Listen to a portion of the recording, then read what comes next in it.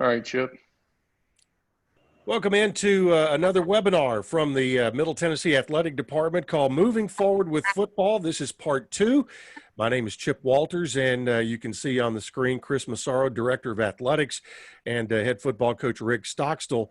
Merton Hanks of the Conference USA office will be jumping in with us here very shortly. And when Merton gets on with us, we'll give him a proper introduction. And Merton really has a great feel for things on a national basis and how Conference USA weaves into everything that's going on throughout college athletics and college football in particular.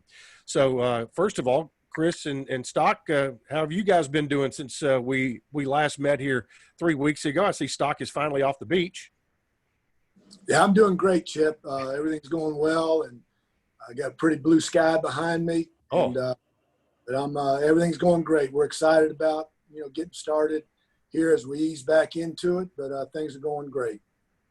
Chris, you doing well? You've moved inside now. I have. Yeah, I'm in the office. I'm in Murphy Center, so I'm kind of working a little bit here, working at home. It's good to see some of the guys coming back, and Murphy Center starting to spring back to life.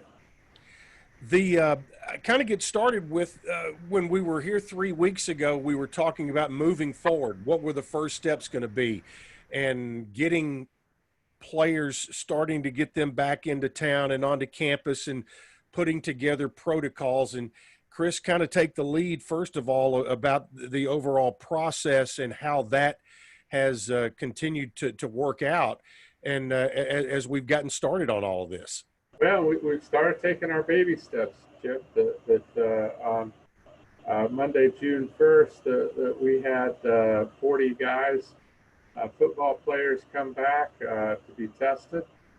They've got to do their physicals and the COVID-19 testing. And once we got those results back, then they're free to work out and to use our strength and conditioning rooms. And then we've set up a checkpoint for people to come into the Murphy Center that where you get your temperature taken, and they ask you if you have any symptoms, if you're feeling okay, and those kind of things.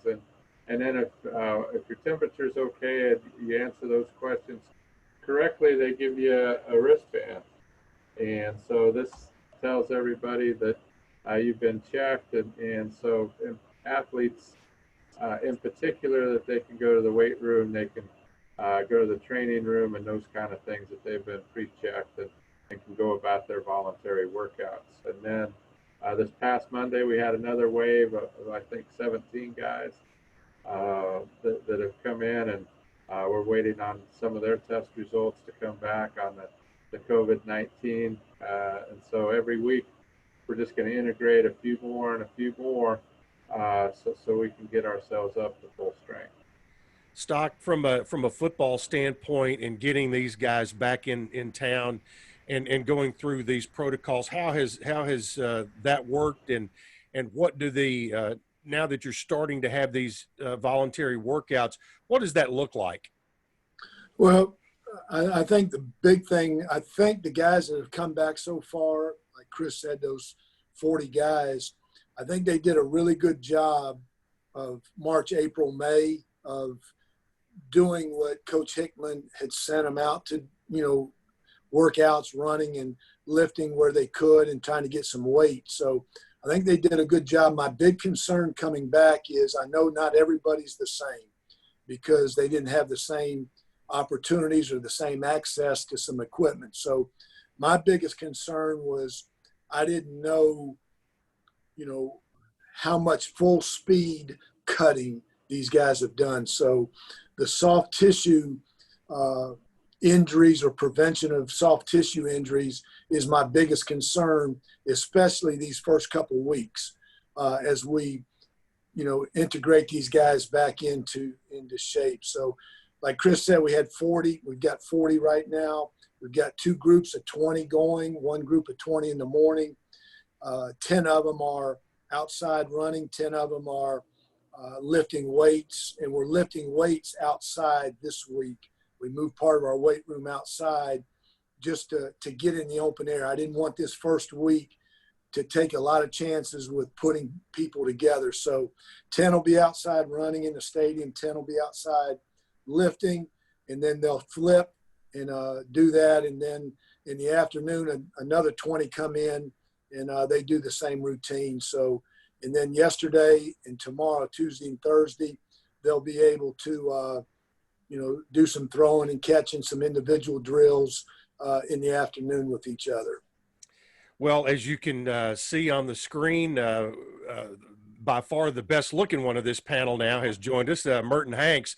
Merton is the Associate Commissioner of Conference USA. And Merton, first of all, welcome, and give me your exact title, if you don't mind. Friend of Coach Rick Stockstill and AD Chris Massaro. That's my official title. That's good enough. I did have one. If folks remember Merton Hanks when he played in the NFL with the San Francisco 49ers, he was quite the flamboyant defensive back. I had a question. Did your career overlap at all with Don Griffin?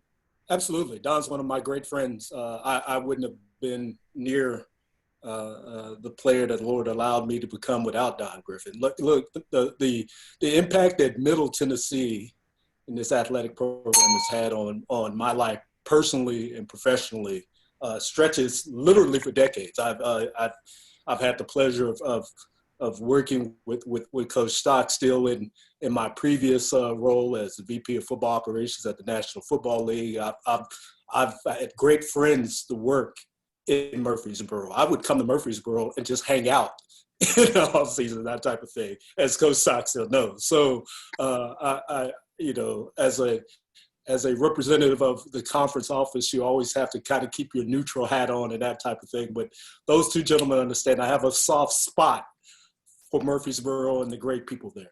Yeah, and I was pretty sure that you like I said, you and Don had overlapped, and that did start a great relationship that we've had with you through all of this.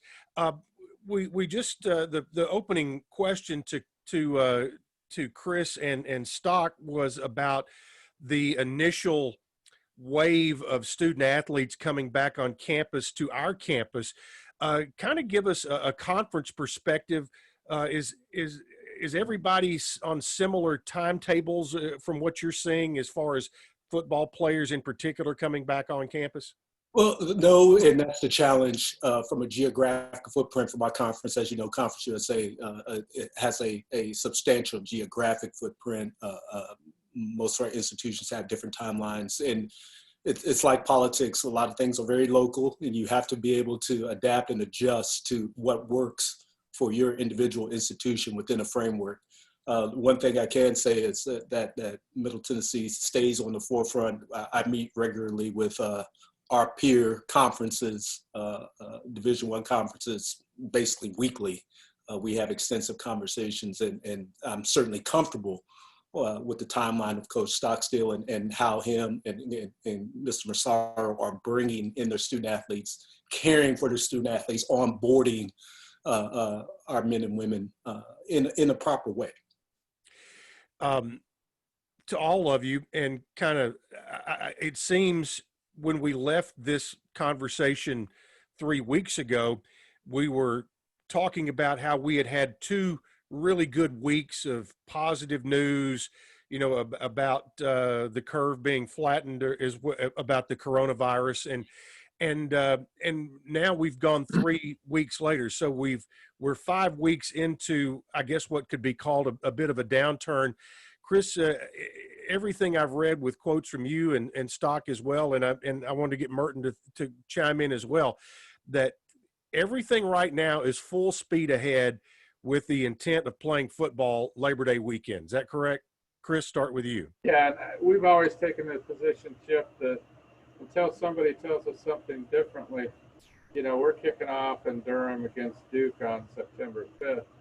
Now, with that in mind, that we have to be flexible and be able to adjust and those kind of things. And so that's where, honestly, Merton's role is going to be really critical this fall. If there's any sort of shutdowns and postponements and those kind of things. He handles our CUSA football scheduling, and so he's our guru. He's our master on that, and so he's the guy that's going to have a lot of balls in the air if things go a little bit sideways in the fall. But right now, that's what our plan is. We've developed other scenarios and those kind of things, but we're telling our athletes and everybody involved that's the plan until someone tells us differently. Merton, what is far from a conference perspective, that also the case from the league looking at going straight forward with it?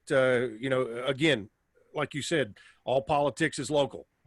Well, absolutely, Chip. I think and Coach Massaro, and I call Chris Massaro Coach Massaro, so he's used to me saying that. But Coach Massaro and Coach Stockstill, they've hit it right on the head.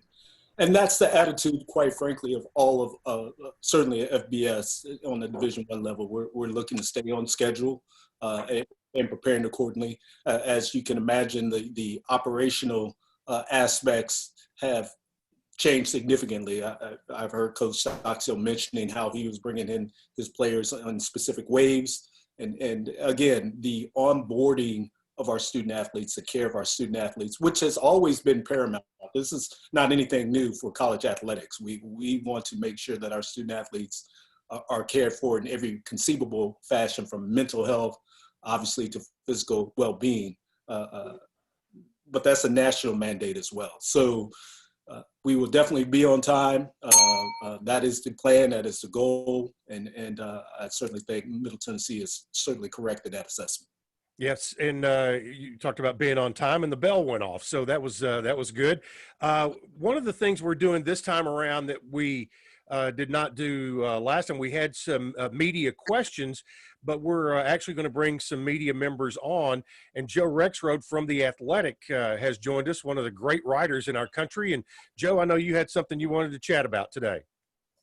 Yeah, thanks, Chip. Can you guys hear me okay? I'm still not very good with Zoom. Yeah, you're great. You sound great. You're loud and clear.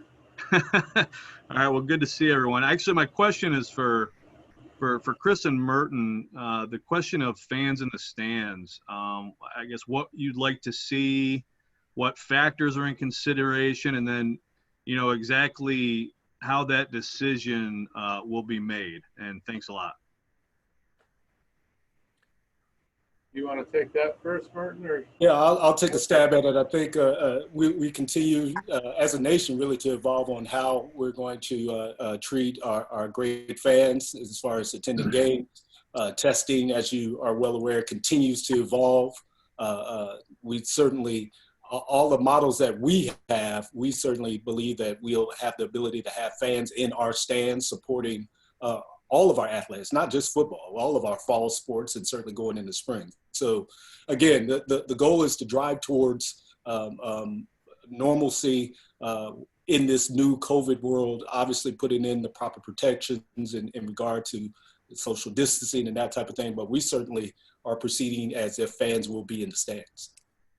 And Joe, you asked what we'd like it to look like, and I would like it to look like the background and Chip's. But whether that's a realistic scenario or not in June, we don't know the answer to that. And what I've done, kind of what we've done in our athletic department, is we've set up a subcommittee, and David Blackburn is chairing that for us, just on how we're going to open up to fans to our spectator sports in the fall. And so what does that mean on concessions? What does that mean for the marching band? What will the stands look like? And so we've got our ticket people are on it, our operations people are on it, all those kind of people. What will tailgating look like? All those questions that we're getting, so that we can lay out 2 or 3 different scenarios of what it could be. And obviously we're going to be bound by what the CDC guidelines are and what the state of Tennessee guidelines are in August and September, when we really begin to prepare our openings. But what we're looking at maybe is doing some sort of green, yellow, and red type scenarios, and so if we're under different kind of restrictions, here's what the stadium may look like. So we're just in the process of kind of getting down to the detail of those plans. We've got kind of the overview of those plans, but now we're kind of we're mining down to the detail. And I do have to add, Chip, what Chris and Rick and all of our athletic directors throughout the country are grappling with is we in a time where we are used to having certainly a set of known factors. There's a lot of unknowns still in place, and so you're trying to weave a narrative that takes those unknowns and try to add some certainty. So it's a difficult task, and I applaud Chris on what he's doing and certainly his leadership throughout the conference. We benefited from that, that's for sure. And I would say this, even if, without Merton on the Zoom, but one of the things that's really been good from a conference point of view is that we've been, up until like a week ago, we were meeting as ADs on Zoom 3 times a week, and now we're going to do it a couple times a week so that we can all stay current with each other, because we all face these common problems, and we're all kind of looking for the answers. So exactly how will UAB handles entrances and exiting of fans, and so if they've come up with a really good plan that maybe we can all share it and those kind of things. So there is this cooperation within Conference USA, and then with our lead one with the ADs Association, there's also this national cooperative effort that's been in my 30-some years in college athletics, that this has probably brought us more together and developed more dialogue on kind of how we're going to solve some of these common issues than I've seen in the past. And so we're all talking to each other, and we're all looking at the NBA, we're all looking at Major League Baseball, the NFL, and kind of what they're doing, and so we don't have to maybe build the only mousetrap. Chris, I think you're looking at my notes over here, so you're answering ahead of the game, but that's great. We have a question from Joe Spears with the Daily News Journal, and it relates to exactly what you're talking about. And you might want to read through here and see if there's anything new. He talks about Memphis announced earlier today that it's exploring capacity limits for football games this year, including the option that only season ticket holders will be granted attendance. Is that an option that's been discussed right now as you look at ways to bring fans into the stadium? I know I read something similar about Ole Miss. I mean, some of it goes back to season tickets, donor points, things like that. Again, I'm sure that's something that is a work in progress at this point. Yeah, and I mean, in terms of tickets sold, they would be the first priority to get in for the stadium as your season ticket holders. But also, I don't want to forget about the student body, and the students are our number one donors with student fees and those kind of things. So they are going to have the first priority to get into the stadium. Are the students, and then after that will be the season ticket holders and those kind of things. So I think that with social distancing measures and those kind of things in place, that we're safe with those two groups. And then I think that we might be in a position too that we can allow individual ticket sales and those kind of things for particular games as well. It just depends on how low the restrictions go. But those are our two priorities on that, and we will never forget about the student body. Stock, as you put your plan together as far as your procedures, do you look at that when you put that together? Who do you look to as examples? Is it other colleges? Do you follow along what different pro leagues, what the NFL is doing, things like that, to kind of help expand your thinking on some of that as well? As far as practice schedules, Chip? Putting the procedures kind of to get to that practice schedule. Yeah, I mean, we've followed all the proper protocol and the guidelines that COVID-19 has suggested and put out there. So we're doing all that. It's hard to, you can't call somebody and say, hey, how'd you guys handle this 5 years ago? So it's more of, kind of talking back and forth with your colleagues, other coaches of what are you guys doing? What are some of the issues you faced as you started to bring your players back and integrate them into the workout routine and everything? So you bounce off ideas off of each other, obviously, but none of us have an answer. It's the first time all of us have gone through this. So you just try to do the best you can. And to me, the main thing is just keeping, this health and safety of your players and your coaches as the number one priority. And we've got plenty of time to get them in shape and get them ready to play a game. And to me, I just want to make sure we get there, healthy. Yeah. Well, as Chris said, this has probably brought competitors together to share more information than anything in our lifetimes, probably. Merton, we have a question for you from Teresa Walker of the Associated Press. She wants to know, will there be standardized testing rules inside the conference when games start, or do you perceive or think that there might be a more national procedure for non-conference games? And obviously, for most of us, that will be the first one that will bridge that we'll have to cross when you play a lot of non-conference games in September. Well, we certainly are in conversations with our peer conferences on what that looks like. Obviously, Middle Tennessee is doing everything they can to protect their student athletes, and you have a situation at an institution coming to Murfreesboro, and maybe they have not been as stringent in their onboarding of their student athletes, that type of thing. Certainly that's a cause of concern for everyone. So we continue to have those conversations. Certainly our commissioners, FBS, are having those conversations, and we'll have to see where that leads to. As far as the conference overall, we've formed a COVID-19 advisory committee. We'll be putting those recommendations in front of Mr. Massaro and his peer group, his fellow ADs, and at that point, I believe we'll be able to roll out with at least some very strong recommendations on what we need to do.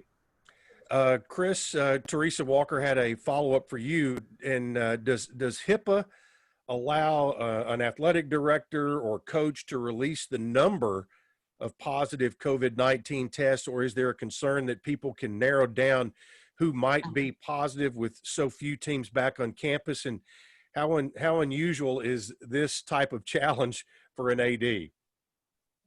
Well, Teresa, this is the first for me, obviously. So thanks for listening, and thanks for being on the call. And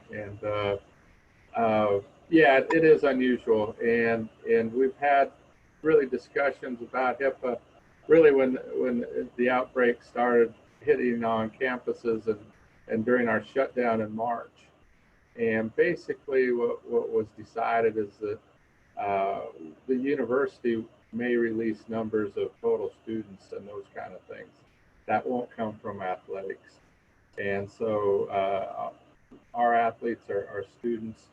And so if we release a number, when school starts, it'll be embedded in that university number. So don't expect any kind of release of numbers through the course of the summer and those kind of things until the student body gets here. And you're exactly right, it's HIPAA and trying to protect those individuals and their rights to privacy. And so it's a real balancing act that we have to walk. Speaking of balancing and keeping all the plates in the air, Merton, we have a viewer question, and I'll read it and then kind of rephrase a little bit. It says, if a Conference USA school locks down, but everybody else is good to go, does that cancel football altogether, or how do we handle that if again, you're talking about local geography and politics there. What is the conference stance at this point if there is a school that can't go and everybody else can? Well, I'll speak in generalities at this point. I think it's important to understand that our athletic directors, in consultation with the conference, will come to a decision. Certainly, we've had discussions about percentages of our programs that are ready to move forward versus not and play football. Again, we'll be in consultation with our COVID advisory committee on those type of issues as it relates to when it's time to play. But based on your example, the way I understand it, Chip, if one school is not able to play and we have 13 others ready to go, I dare say that the conference would be ready to move forward and play football. And everyone in our conference understands that's our footprint at this point. Chris, would that be fair to say? Pardon me, Merton? Chris, would that be fair to say? Oh, yeah, absolutely. And that's, we've had those conversations as a group of ADs 3 or 4 times. And so that's why, particularly in the conference schedule, you have to be flexible a little bit, because if it's a conference opponent that can't go that particular week, well, and you're playing that person, then you might be able to go, but there can't be a game unless you have an opponent. And so that's where we're talking about flexibility of scheduling and those kind of things, that if those problems become deep, that we'll have to adjust at mid-fall. We've had that situation before due to a hurricane, but never in this situation where we did move a game. And Stock, I'll give you a real world example and kind of give me your thoughts. Let's say, for instance, and you just look down the road at UConn, looking, playing up there in November, let's say hypothetical, it becomes a hot spot. Do you look at every date in your schedule for potential opponents from across the country? Say all of a sudden something happened and you find out a month out that UConn can't play, but you also know that, okay, here are these other 8 schools that happen to have an open date, and to be able to, where you might be able to look at that to fill out, or is it just too early to even look at those scenarios? No, Chip, I'm not. I haven't done that, and don't. I think that would probably be more of a conference decision, a Chris Massaro decision on who you play, where you play, all that sort of thing. So I have not looked at that type of scenario yet. Cameron Bell, a viewer, checks in and says, hey, everyone, probably not realistic for this season, but who knows? Does the COVID-19 situation allow for or bring more thoughts into doing more mobile and digital ticketing and moving away from hard tickets? And Chris, that's probably a lead question for you. And the easy answer there is yes. I mean, we've had those discussions, and I think what we've learned through this, that the less contact you have, and the more you can do virtually, the better off you are. So we talked about maybe going to all that type of ticketing this year, but decided that might be too big of an adjustment in a short amount of time. But we would like to drift more into that direction with the eye of maybe doing that next year. And just for clarification, we do have mobile ticketing in some capacity already, but there's some, like Ticketmaster is going almost completely digital with their ticketing. And Merton, what have you seen across the league? Is that a question that's coming up to you from other schools in the conference? I have a little bit of construction going on in my area, so I'll give you a wave as soon as the noise dies down. I got you. There we go. To your point, and Mr. Massaro said it best. Look, flexibility is not only just for athletic departments, our student athletes, and our coaches. It's for our fans and our supporters as well. So we're going to need everyone to understand that it's not exactly business as usual, and roll with us when we do make those adjustments. Stock, will your coaches be wearing masks when you start getting guys on the field at all, or or in meetings? How are you guys working with that so far? And that's a preface to another question here in just a minute. But yeah, Chip, those decisions haven't been made yet. Right now, we're back in the office, and as we meet with the staff, we're all wearing our masks then. Some of our players are back, and we are not meeting with them face-to-face. We're still having position meetings or defensive meetings over Zoom. So, but I'm sure, those precautions are going to have to be considered. And, when you travel, getting on planes, getting on buses, I'm sure there's going to be some, facial covering policies from that standpoint also. But, we haven't really said, all right, if you're going to meet with the team has to wear a mask. We haven't gotten that far yet. Chris, that was a prelude to a question for you from Alan Holt, and to kind of, I don't know if we talked about it 3 weeks ago, but Tony Barnhart had posted a photograph of a Georgia Tech game in 1918 when the Spanish flu was going on, and everybody in the stands was wearing masks, and of course everybody was also wearing a coat and tie when kind of like it was back in those times. But he asked, will masks be required? And if so, when will he receive his custom Blue Dat Nation face mask? I love that question. That could be a possibility.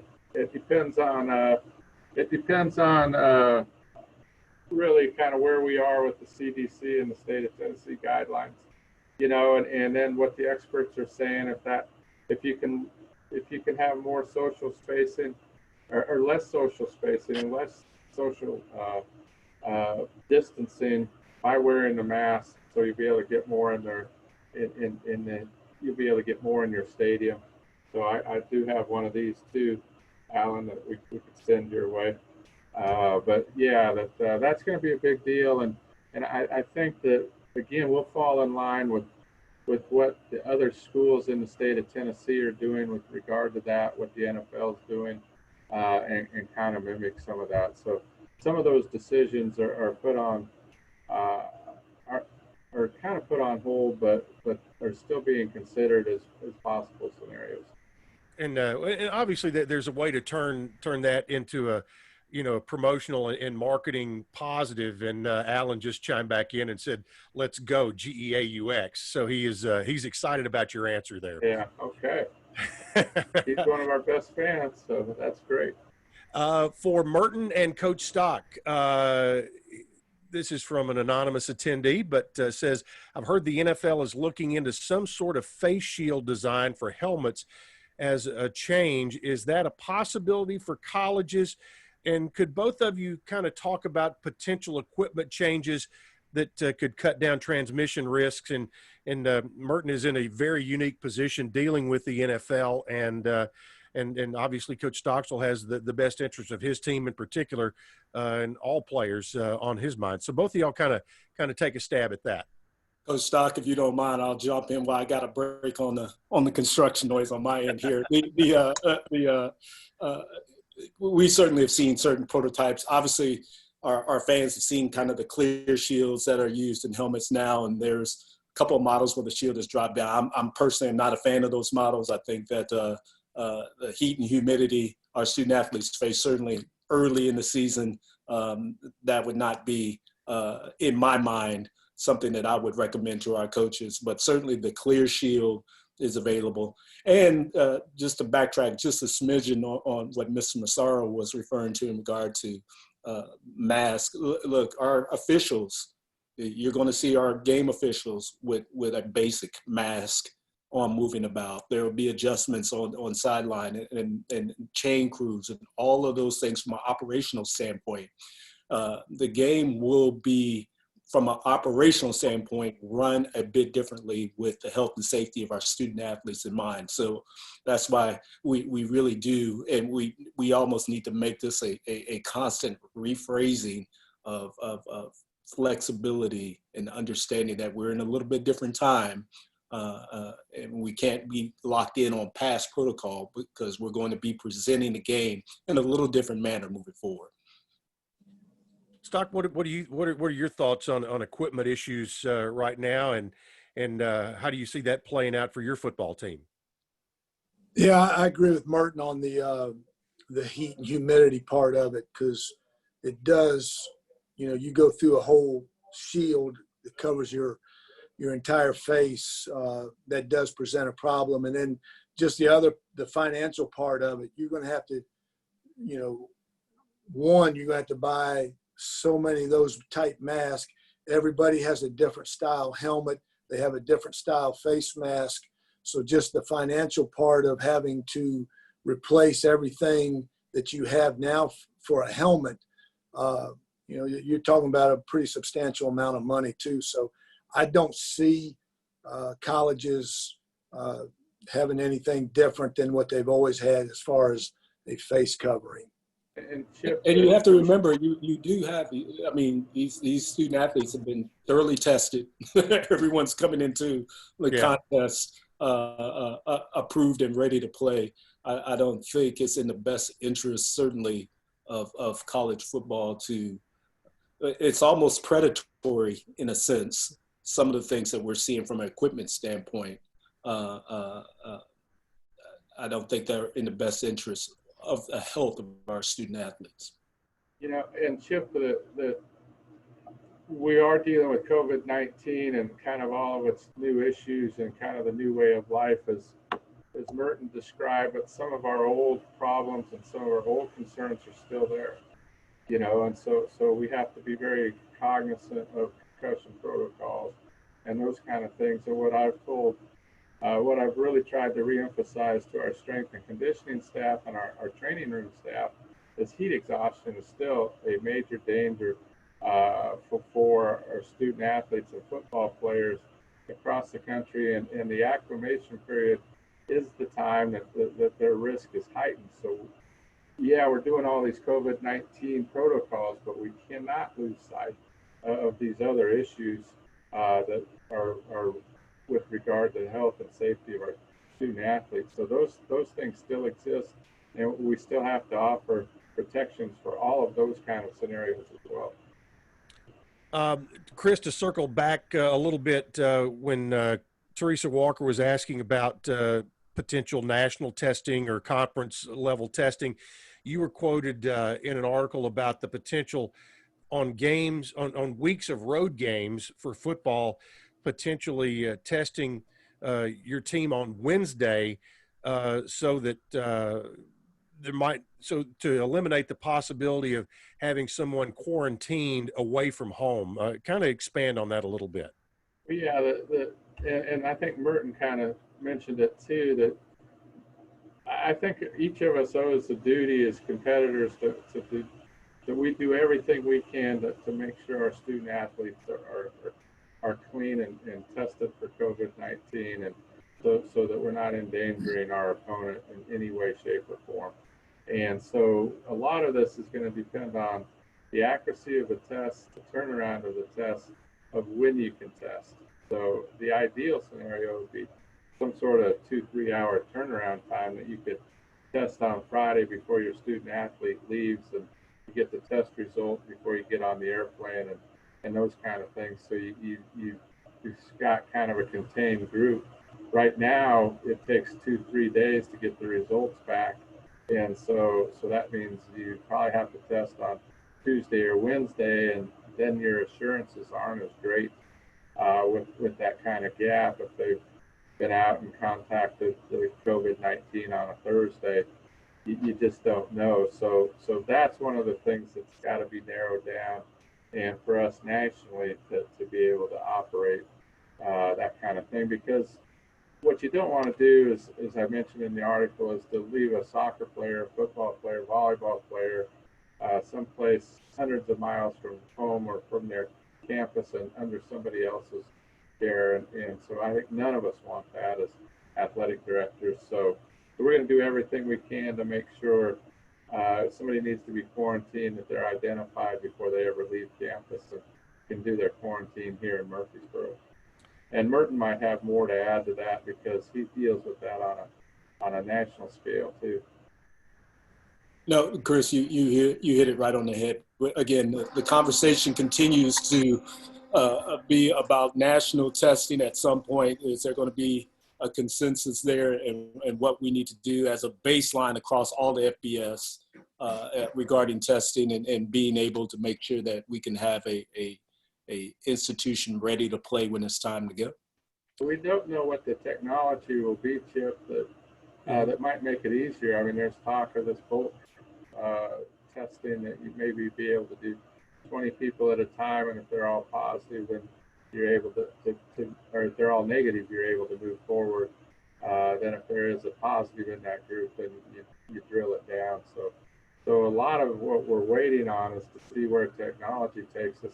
And I look back on the last 60 days of where we are with testing now to where we were 60 days ago, when you could hardly get a test, to where we are now to where we might be in the next 60 days. So there are a lot of smart people working on this testing and know that all of society needs it.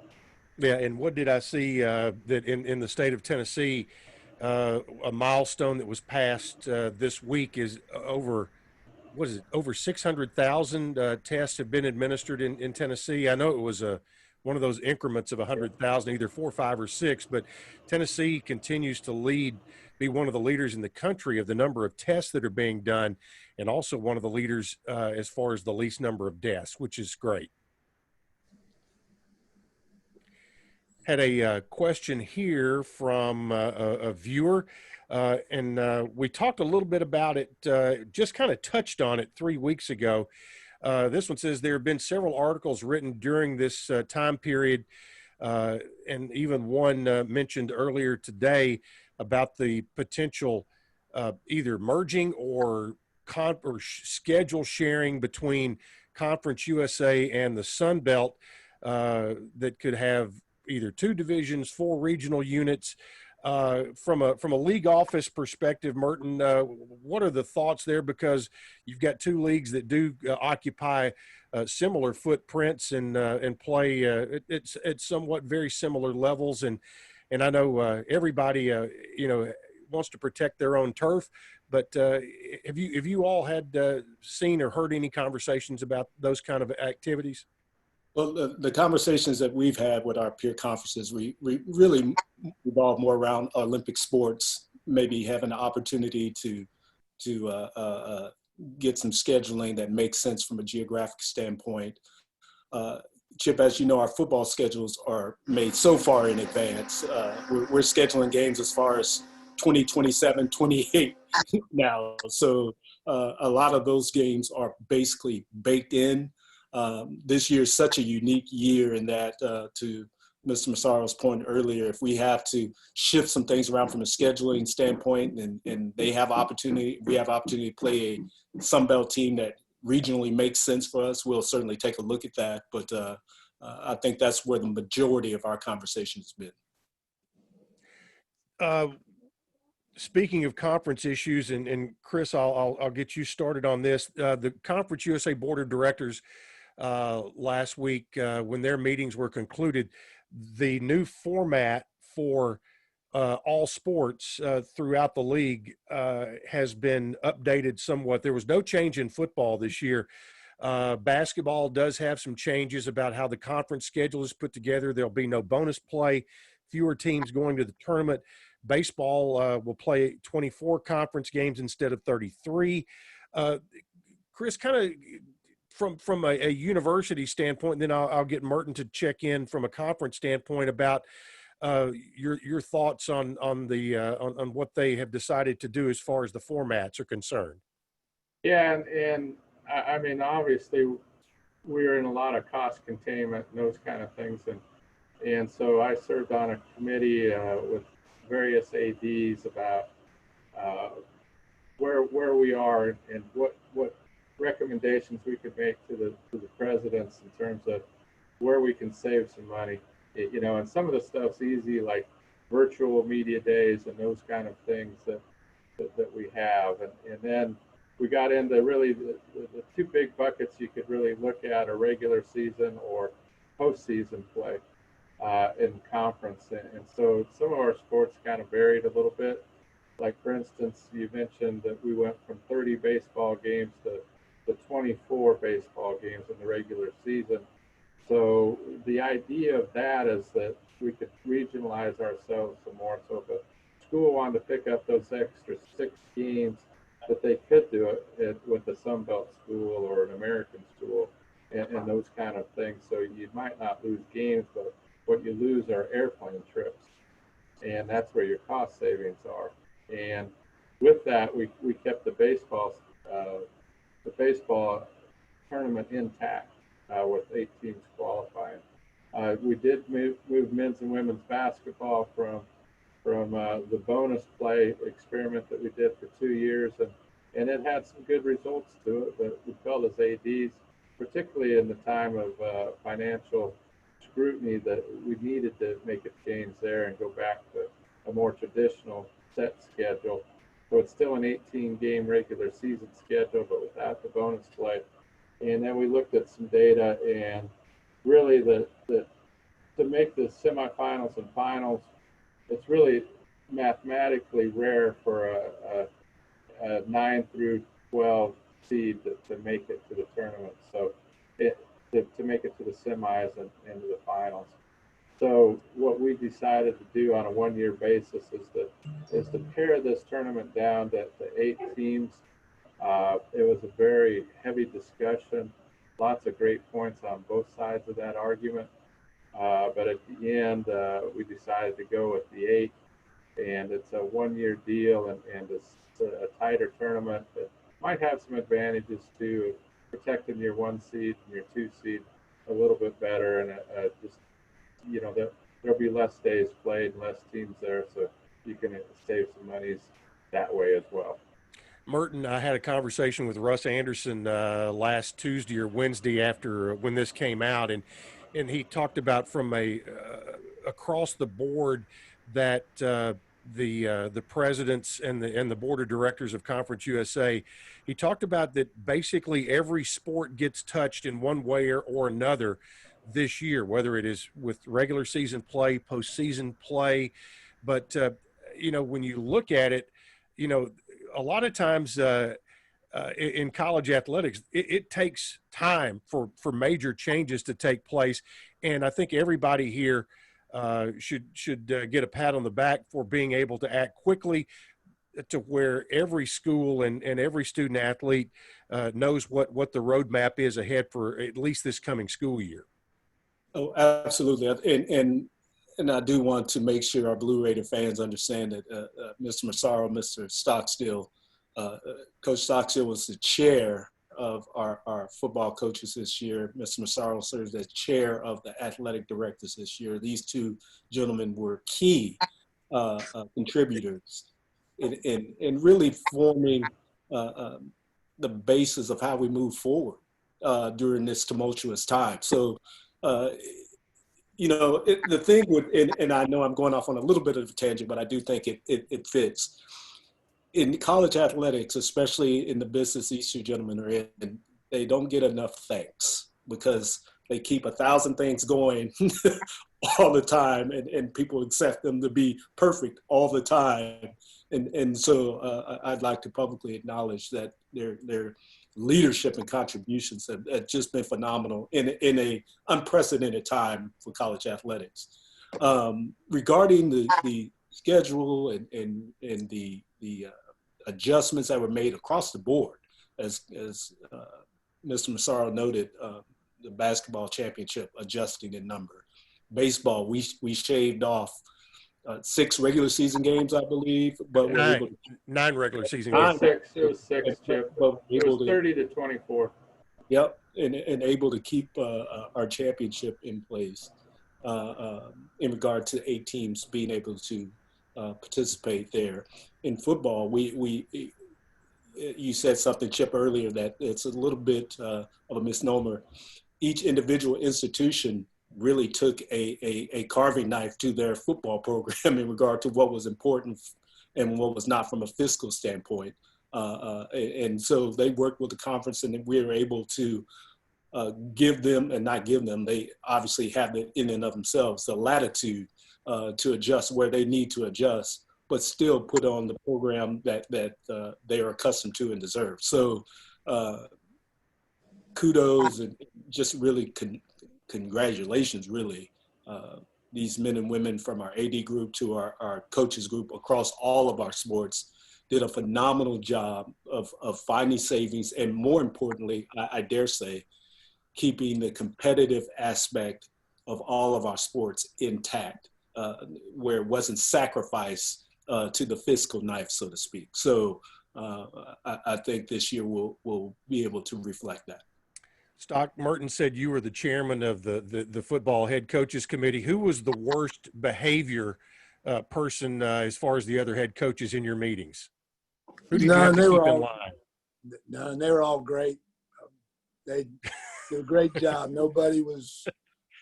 Everybody showed up on time. Everybody was great. It was awesome. Merton deserves all the credit. I didn't do anything. He did it all. And I love him. And if it wasn't for him, we wouldn't be doing it.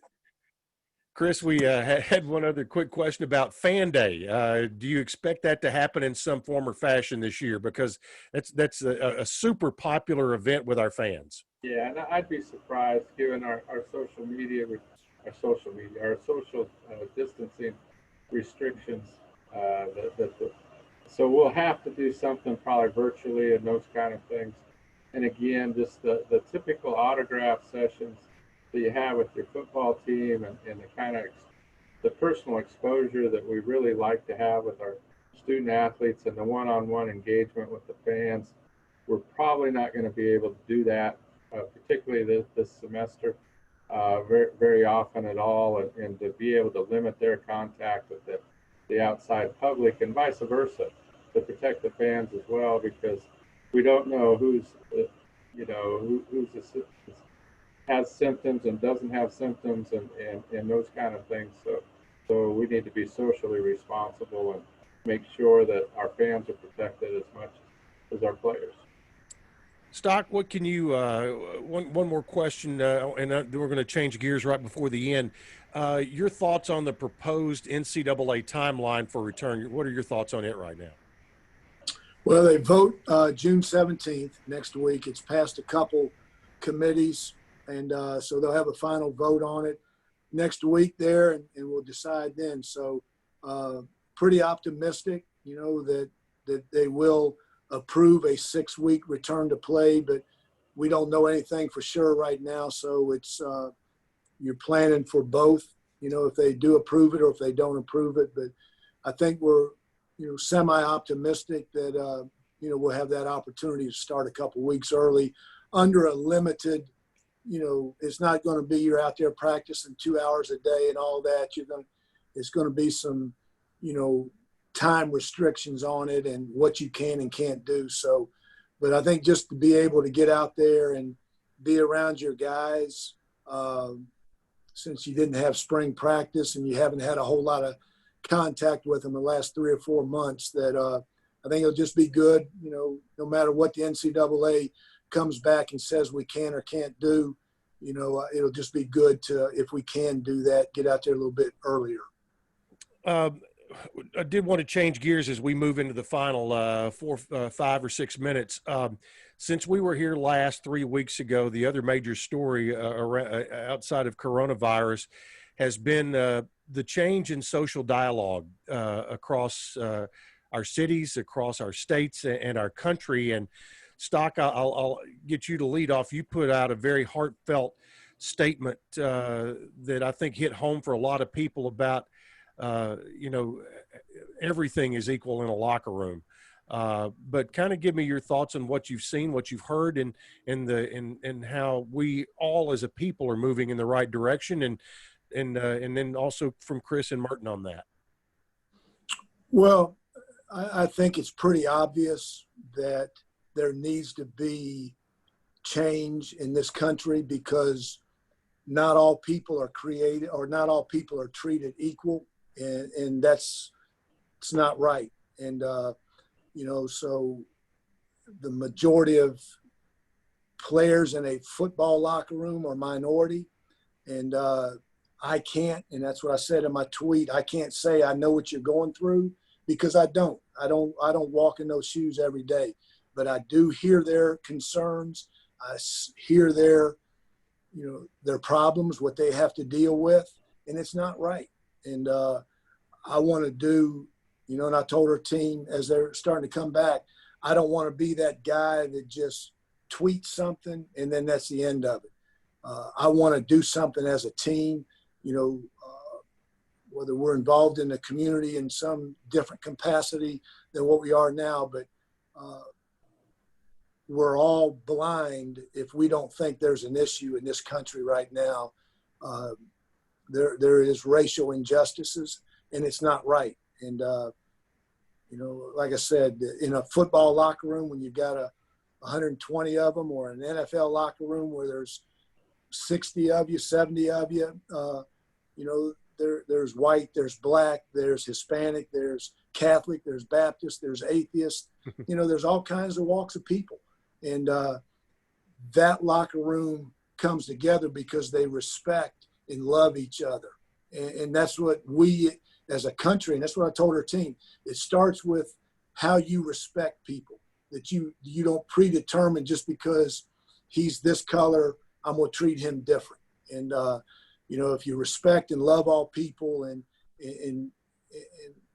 probably, our players now, when they have kids, our players now and their kids are the ones that can change. We can help, but how we raise our young people now, how they see black, how they see white, how they see Catholic, how they see Baptist, all that stuff, it starts with respect. And if you don't respect somebody, then you're not going to treat them the same way. And to me, I've always used this example. I shouldn't say hate because that's a bad word. I despise fighting in practice. A lot of coaches like it because they think that's toughness and, you're sticking up for your teammate and all that stuff.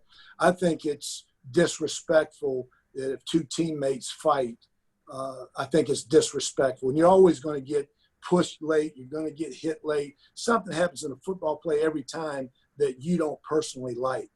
But you should have enough discipline and respect that you don't retaliate. And that's what we have to do as a country. We have to respect and love people more. And I know I went on a tangent, but that's my 2 cents. Chris, from an athletic department standpoint, athletes can be leaders here. Well, and that's a tough act to follow, following Coach talk on that, Chip. Just we have to be better than this, and as Rick said, you have to be blind not to see the need. And I've taken it personally that they've gone back and really the last couple of weeks and kind of done my self-evaluation and what can I do personally? How can I be better? And so that's my commitment. What Stock said really is to make sure it's just not putting something on Twitter so you feel good about it, that you make internal and lasting change and use your influence to be better. And so that's my vow to our employees, to our student athletes, that I'm going to be better, that we're going to put in some programming. Don't know exactly what it will be, but we're going to be better as a department and make sure that we do what Rick was talking about, that we love and respect each other and put that message out. We all have platforms, and we need to put that message out. And when we hear things, if somebody comes and tells us an off-color joke, we need to shut it down.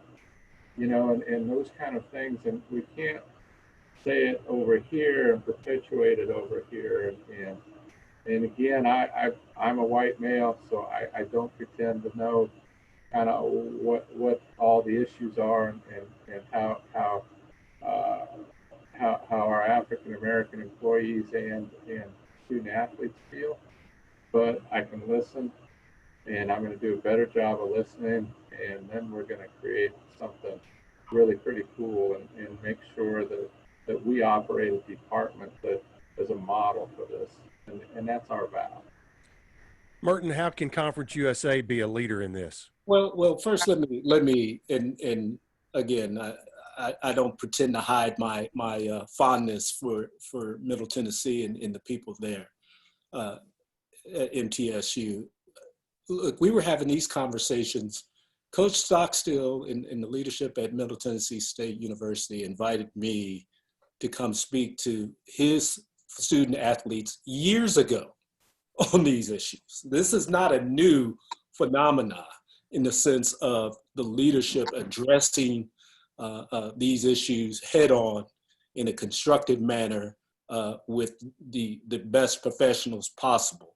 So again, Blue Raider Nation, you've got great leadership that have been doing this for a while. Again, to what Mr. Massaro said and what Coach Stockstill said, this is not a new problem. It's not something that they've had their head in the sands on.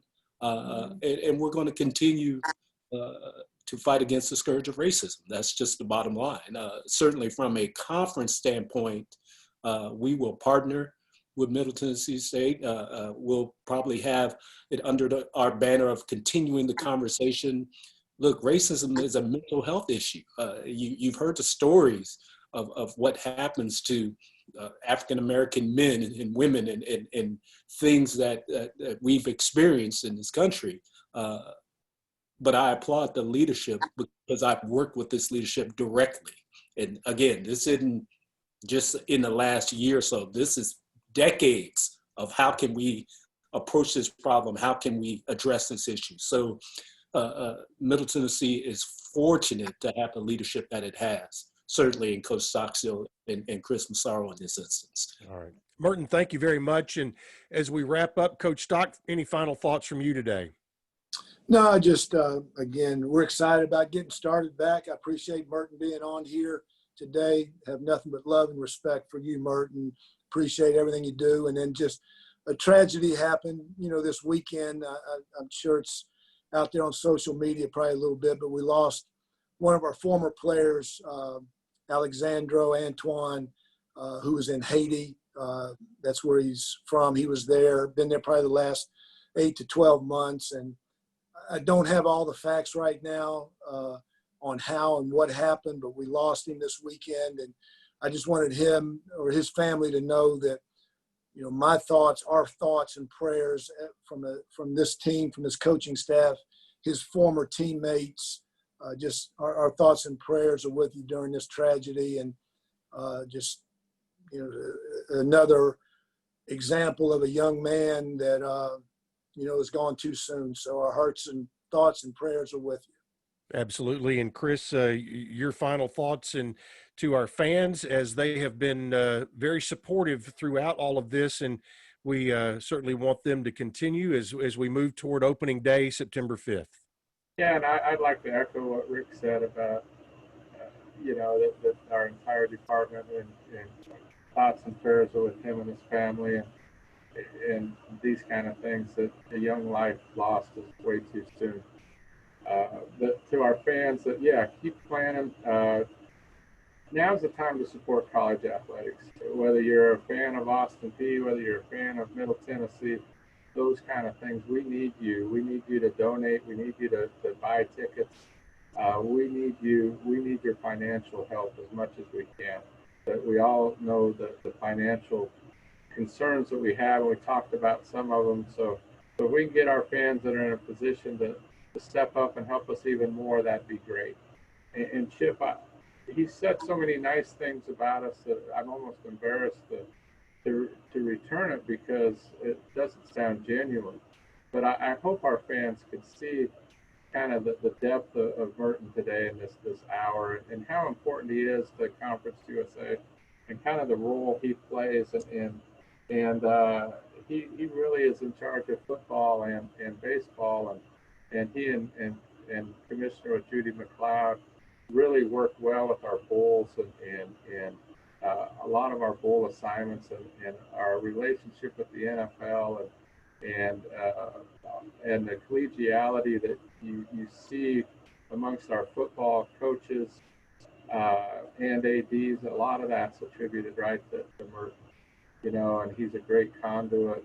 I love tapping into his knowledge and just kind of where he's been what he stands for, and you're not going to find a classier individual. And I'm so proud, and thank you, Merton, for being on this webinar. You added a lot of class to this group, that's for sure. Chip, Chris just holds it over me that Marty Carter was a better safety than I was, so he just holds it over me. That's all that is. I understand that. And if you haven't had enough Merton in this hour, he will be part of the Conference USA Roundtable that debuts on their social media channels coming up tonight at 6 o'clock. And Chris, I guess we'll do this again in about 3 weeks, which will be probably right before the 4th of July, something like that. And hopefully, the picture becomes even more clear then. Thanks, Chip. Thank you, guys. Everybody be safe, be good to each other. And again, those 3 things: be loud, be proud, and be blue. Good afternoon, everybody. See you, Merton. Thanks, Martin. Take care, gentlemen. Thank See you. Bud.